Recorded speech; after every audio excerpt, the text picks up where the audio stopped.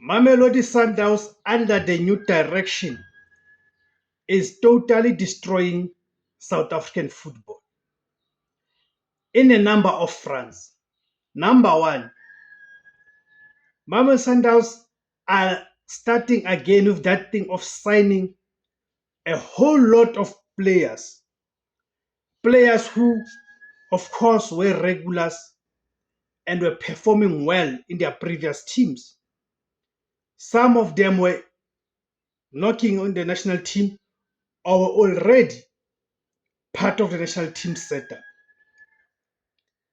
Mamelodi Sundowns signs these players, and then all of a sudden, those players vanish from the earth's face. Why? Why are those players vanishing from the face of the earth?